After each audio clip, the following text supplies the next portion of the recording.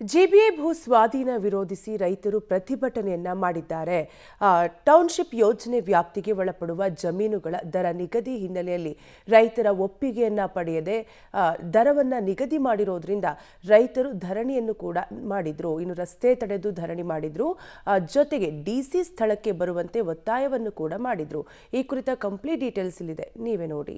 Bidadi township ವಿರೋಧಿಸಿ ರೈತರ ಹೋರಾಟ, ರೈತರ ಒಪ್ಪಿಗೆ ಪಡೆಯದೆ ದರ ನಿಗದಿ ಆರೋಪ. ಪ್ರತಿಭಟನಾ ಸ್ಥಳಕ್ಕೆ ಡಿಸಿ ಬರುವಂತೆ ರೈತರ ಪಟ್ಟು, ಸ್ಥಳಕ್ಕೆ ಎಡಿಸಿ ಭೇಟಿ, ರೈತರ ಮನವೊಲಿಕೆ. ಗ್ರೇಟರ್ ಬೆಂಗಳೂರು ಅಭಿವೃದ್ಧಿ ಪ್ರಾಧಿಕಾರದ ವತಿಯಿಂದ ನಿರ್ಮಾಣ ಆಗ್ತಾ ಇರೋ ಇಂಟಿಗ್ರೇಟೆಡ್ ಟೌನ್ಶಿಪ್ ಯೋಜನೆಗೆ ರೈತರ ವಿರೋಧ ಹೆಚ್ಚಾಗಿದೆ. ಯೋಜನೆಯನ್ನ ಪ್ರತಿಷ್ಠೆಯಾಗಿ ತೆಗೆದುಕೊಂಡಿರೋ ಡಿಸಿಎಂ ಡಿಕೆಶಿ ಸರ್ಕಾರದ ಮಟ್ಟದಲ್ಲಿ ಭೂ ಸ್ವಾಧೀನ ಪ್ರಕ್ರಿಯೆಗೆ ವೇಗ ನೀಡಿದ್ದಾರೆ. ಅಲ್ಲದೆ ಕೇಂದ್ರ ಸಚಿವ ಎಚ್ಡಿಕೆ ಯೋಜನೆಯ ವಿರುದ್ಧ ಇರುವ ರೈತರಿಗೆ ಬೆಂಬಲ ನೀಡಿರೋದು ರಾಜಕೀಯ ಜಟಾಪಟಿಗೂ ಕಾರಣವಾಗಿದೆ. ಇದರ ನಡುವೆ ಯೋಜನೆ ವ್ಯಾಪ್ತಿಗೆ ಒಳಪಡುವ ರೈತರ ಜಮೀನಿಗೆ ಜಿಲ್ಲಾಡಳಿತ ದರ ನಿಗದಿ ಮಾಡಿರೋದು ರೈತರ ಕೆಂಗಣ್ಣಿಗೆ ಗುರಿಯಾಗಿದೆ. ಹೀಗಾಗಿ ರಾಮನಗರ ತಾಲೂಕಿನ ಭೈರಮಂಗಲ ಗ್ರಾಮದಲ್ಲಿ ಬಿಡದಿ ಹಾರೋಹಳ್ಳಿ ಮುಖ್ಯ ರಸ್ತೆ ತಡೆದು ಅಹೋರಾತ್ರಿ ಧರಣಿ ನಡೆಸಿದ್ದಾರೆ.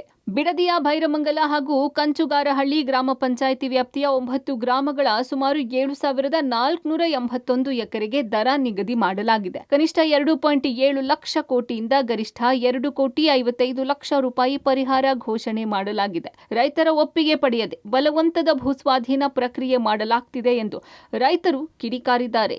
ರೈತರ ಜೊತೆ ಡಿಸಿ ಸಭೆ ನಡೆಸಿಲ್ಲ. ರೈತರು ಸಲ್ಲಿಸಿದ್ದ ಆಕ್ಷೇಪಣೆಗೆ ಜಿಲ್ಲಾಡಳಿತ ಯಾವುದೇ ಉತ್ತರ ನೀಡಿಲ್ಲ.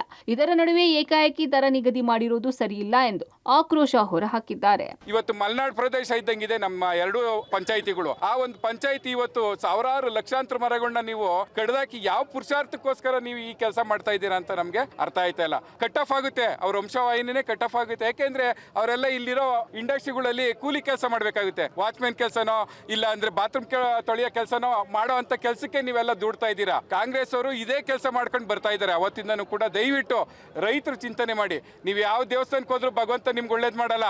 ಇಲ್ಲಿ ಎಷ್ಟೋ ಹೆಣ್ಮಕ್ಳುಗಳು ಕಣ್ಣೀರು, ಅವ್ರ ನೋವು ನಿಮ್ ತಟ್ಟೆ ತಟ್ಟುತ್ತೆ. ದಯವಿಟ್ಟು ಹೇಳ್ತಾ ಇದೀವಿ, ಇಂಥವದ್ರನ್ನೆಲ್ಲ ಬಿಡಿ.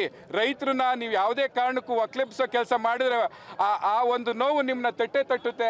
ಹಾಗಾಗಿ ಯಾವುದೇ ಒಂದು ದರ ನಿಗದಿ ಮಾಡಿದ್ರು ಕೂಡ ಇಲ್ಲಿ ರೈತರು 80% ಜನನೂ ಕೂಡ ಒಪ್ಪೋದು ಇಲ್ಲ, ಅವ್ರ ದುಡ್ಡು ತಗೊಳ್ಳಲ್ಲ ಅಂತ ನಾನು ಈ ಮೂಲಕ ಹೇಳ್ತಾ ಇದ್ದೀನಿ. ಇನ್ನು ರೈತರ ಪ್ರತಿಭಟನಾ ಸ್ಥಳಕ್ಕೆ ಡಿಸಿ ಯಶವಂತ್ ವಿ ಗುರುಕರ್ ಬರುವಂತೆ ಪಟ್ಟು ಹಿಡಿದ ರೈತರು ನಿನ್ನೆ ಸಂಜೆಯಿಂದಲೂ ಬಿಡದಿ ಹಾರೋಹಳ್ಳಿ ಮುಖ್ಯ ರಸ್ತೆ ತಡೆದು ಪ್ರತಿಭಟನೆ ನಡೆಸಿದ್ರು. ರಸ್ತೆಯಲ್ಲಿ ಅಡುಗೆ ತಯಾರಿ ಮಾಡಿ ಊಟ ಮಾಡಿದ ರೈತರು ಸ್ಥಳಕ್ಕೆ ಡಿಸಿ ಬರಬೇಕು ಎಂದು ಆಗ್ರಹಿಸಿದ್ರು. ಆದರೆ ಸ್ಥಳಕ್ಕೆ ಜಿಲ್ಲಾಧಿಕಾರಿ ಬದಲು ಎಡಿಸಿ ಚಂದ್ರಯ್ಯ ಭೇಟಿ ನೀಡಿ ರೈತರ ಜೊತೆ ಮಾತುಕತೆ ನಡೆಸಿದ್ದಾರೆ.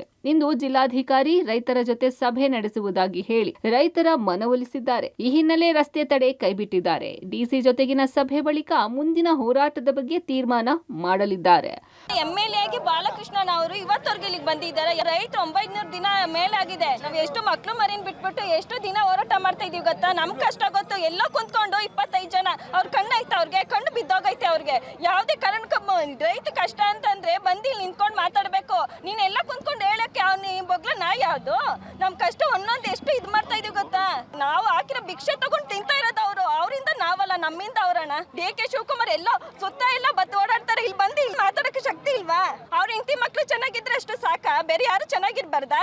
ಅವ್ರಿಗೆ ಇವತ್ತಲ್ಲ ನಾಳೆ ಒಂದಲ್ಲ ಒಂದ್ ಕಾಯಿಲೆ ಬಂದು ಸಾಯ್ತಾರೆ. ನಮ್ಗೆ ಅಷ್ಟು ನೋವೈತೆ. ಒಟ್ಟಾರೆ ಬಿಡದಿ ಟೌನ್ಶಿಪ್ ಯೋಜನೆಗೆ ದಿನದಿಂದ ದಿನಕ್ಕೆ ವಿರೋಧ ಹೆಚ್ಚಾಗುತ್ತಲೇ ಇದ್ದು ಯೋಜನೆಯನ್ನ ಸರ್ಕಾರವು ಪ್ರತಿಷ್ಠೆಯಾಗಿ ತೆಗೆದುಕೊಂಡಿರುವುದು ಜಟಾಪಟಿಗೆ ಕಾರಣವಾಗಿದೆ. ಡಿಸಿ ಸಭೆ ಬಳಿಕ ಇದ್ಯಾವ ತಿರುವು ಪಡೆದುಕೊಳ್ಳಲಿದೆಯೋ ಕಾದು ನೋಡಬೇಕಿದೆ. Vinay Basappa, public TV, Ramanagara.